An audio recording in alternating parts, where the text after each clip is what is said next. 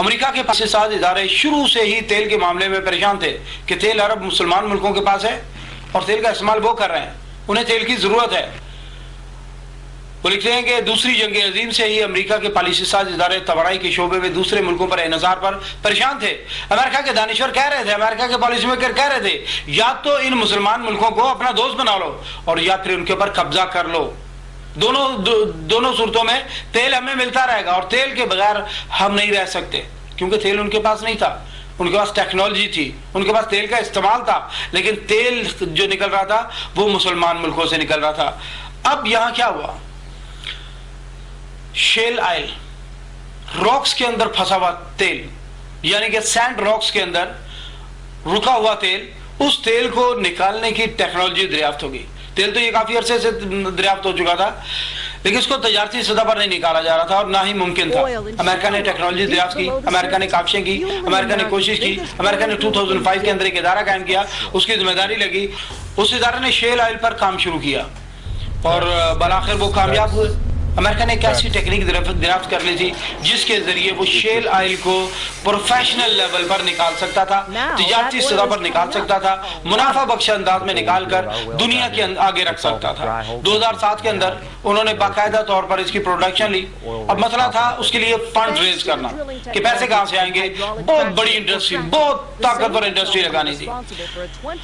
امریکہ نے وہ تیل نکالا اور بہت بڑے بڑے بینکوں کاروں کو وہ بلا کے وہ دکھایا کہ یہ دیکھیں، یہ ہماری شیل انڈسٹری ہے، یہ کام کر رہی ہے، یہاں سے تیل نکل رہا ہے اور اتنے وسیع ذخائر ہیں۔ بس مسئلہ صرف یہ ہے کہ ہمارے پاس وسائل نہیں، پیسے نہیں ہیں۔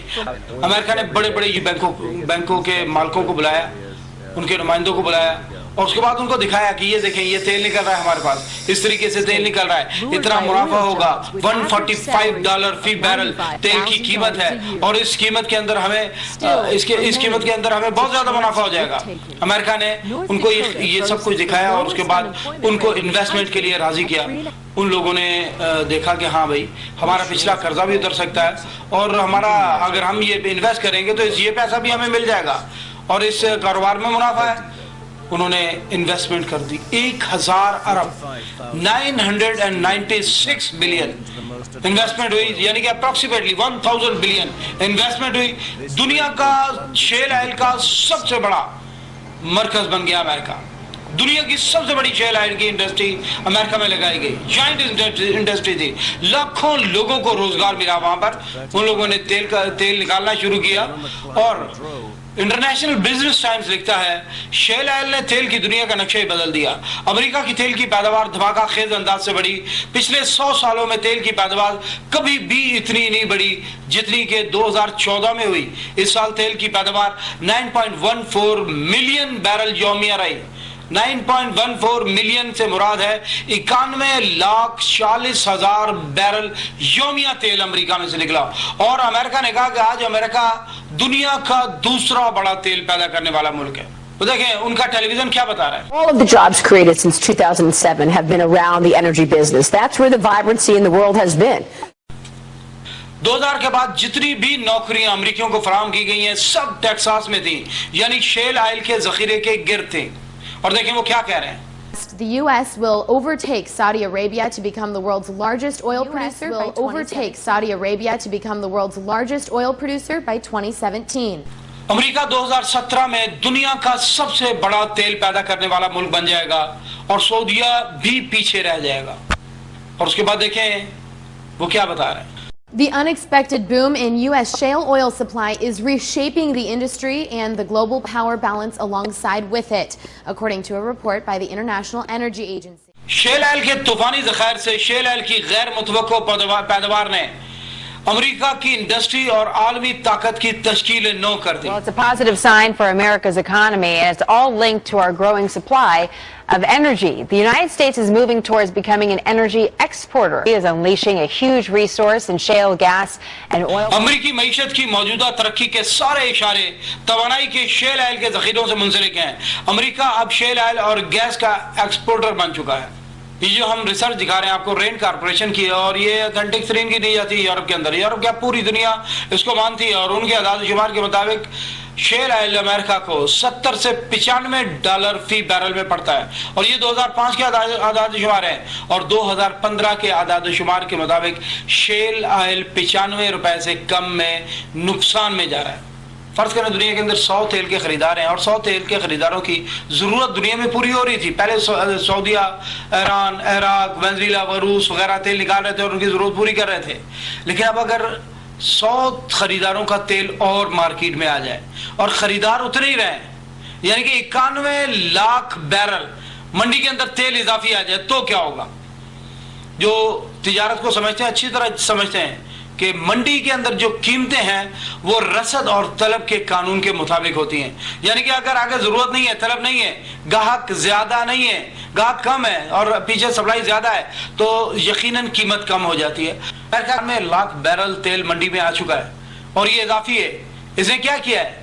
جب ضرورت سے زیادہ چیز مارکیٹ میں آ گئی ہے تو چیز کی قیمت کم ہو جاتی ہے، تو تیل کی قیمت کم ہو گئی، اور تیل کی قیمت کم ہو گئی تو $45 فی بیرل تیل کی قیمت آ گئی۔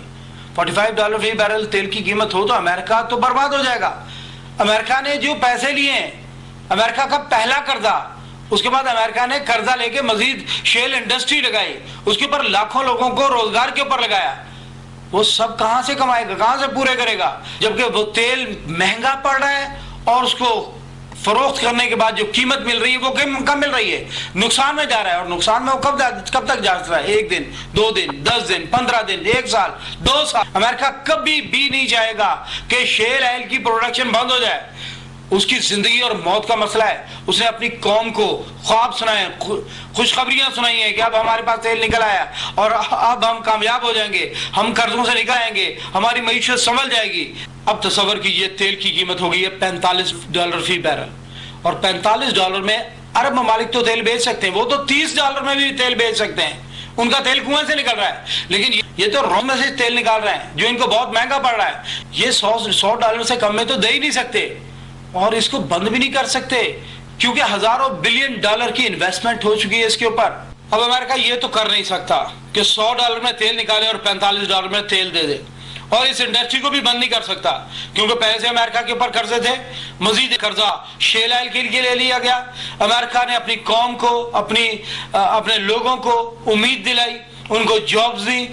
وہ صاحب کہہ رہے ہیں سعودیہ یہ سب کیا کر رہا ہے؟ What are the Saudis doing right now, Dan? I mean, they don't want to impact the production because they want to keep that market share. So they're basically willing to allow prices to keep on falling, but they're not budging by taking any oil. وہ اپنی تیل کی پیداوار میں کمی نہیں چاہتا، اس طرح تو ہماری نوکریاں، ہماری ترقی اور شیل آئل سب کچھ برباد ہو جائے گا۔ فاکس بزنس نے تو صاف لکھ دیا کہ US energy boom is under attack، امریکہ کی معیشت ہی حملے کی زد میں ہے، اور وہ کہہ رہے ہیں We will not see $100 a barrel oil again. So are you expecting the shale revolution that has been this enormous job creator and sort of a growth story for America to be hampered? کہ ہم دوبارہ $100 فی barrel کی قیمت نہیں دیکھ سکیں گے، تو پھر ہم جو توقع لگائے بیٹھے ہیں شیل آئل کا انقلاب ہمیں نوکریاں دے گا اور ہمیں ترقی دے گا، وہ کہہ رہے ہیں نہیں، ہمارے سب خواب برباد ہو جائیں گے۔ تیل کی قیمتیں گرنے سے تقریباً 30 کے قریب ممالک متاثر ہوں گے، لیکن اتنا بڑا نقصان نہیں ہوگا، عوام خوشحال ہو جائے گی، عوام کو سکھ مل جائے گا، عوام کو ریلیف ملے گا۔ لیکن اگر پریشان ہو گئے تو تیل کے وہ 100 بیوپاری، وہ خاندان جو اپنے خزانوں کا منہ بھر رہے ہیں، وہ پریشان ہوں گے، اور ان لوگوں نے سوچا ہے، انہوں نے اس کے اوپر کام کیا ہے، اور امریکہ میں تھنک ٹینک نے ایک حل نکالا ہے، وہ انہوں نے ماضی کو ریسرچ کیا کہ تیل کی قیمتیں کس طرح بڑھتی ہیں اور کس طرح کم ہوتی ہے، کیا کیا چیزیں ان کے اوپر اثر انداز ہوتی ہیں، انہوں نے اسٹڈی کیا، باقاعدہ انالائز کیا، اور انہوں نے ایک رپورٹ نکال کے امریکیوں کے سامنے رکھ دی۔ The IEA said production has slowed in several OPEC countries because of rising insecurity in North and Sub-Saharan Africa following the Arab Spring uprisings. International energy agency کے مطابق 2011 میں عرب اسپرنگ کی وجہ سے پیدا ہونے والی بدامنی اور خانہ جنگی نے افریقہ اور عرب علاقوں کی تیل کی پیداوار میں بڑی نمایاں کمی کی تھی، اور اس چیز نے انہیں ایک نظریہ دیا، اور انہوں نے کیا کیا؟ یہ وقت کی 3 اپریل کی رپورٹ ہے، The price of oil is falling right now. تیل کی قیمت ٹھیک اس وقت نیچے گر رہی ہیں، but it is not hard to imagine scenario in which it starts rising again. اور یہ تصور کرنا مشکل نہیں ہے صورتحال کی کس صورتحال میں یہ دوبارہ اوپر چڑھ سکتی ہیں. As energy economist James Hamilton point out, جس طرح کہ جیمز ہیملٹن نے بتایا ہے, اور وہ کیا کہتا ہے, انسٹیبلٹی ان لیبیا, عراق اور Nigeria could do it. Libya, Iraq یا نائجیریا میں خانہ جنگی یا انسٹیبلٹی وہ یہ کر سکتی ہے, وہاں پر خانہ جنگی کروا دو, کسی مسلمان ملک میں خانہ جنگی کروا دو, وہ اپنی خانہ جنگی کو فرض کرنے میں لگ جائیں گے, وہ مصروف ہو جائیں گے اس کے ساتھ. تیل نہیں نکلے گا, منڈی میں تیل نہیں پہنچے گا, منڈی میں تیل کم ہو جائے گا, آپ کا تیل بک جائے گا. دیکھیے یہ کیا سوچ رہے ہیں, کیا پلاننگ کر رہے ہیں. یہ وہی لوگ ہیں, یہ وہی 100 خاندان ہیں جن کو کمزور نہ سمجھیے گا. یہ وہی 100 خاندان ہے جس نے افغانستان کے اوپر حملہ کروایا, 60,000 سے زیادہ بچے مارے گئے تھے جس کے اندر. عراق پر حملہ کروایا, لاکھوں انسان مارے گئے. لیبیا پر حملہ کرا, لیبیا کی لڑائی اندر 50,000 سے زیادہ لوگ مارے گئے. یہ سارے تیل کے بیوپاری ہیں, اور یہ اپنے مقاصد کے لیے کسی بھی ملک میں 2-4 لاکھ آدمیوں کے مر جانے کو کوئی نقصان نہیں سمجھتے, وہ سمجھتے ہیں فائدہ ہے.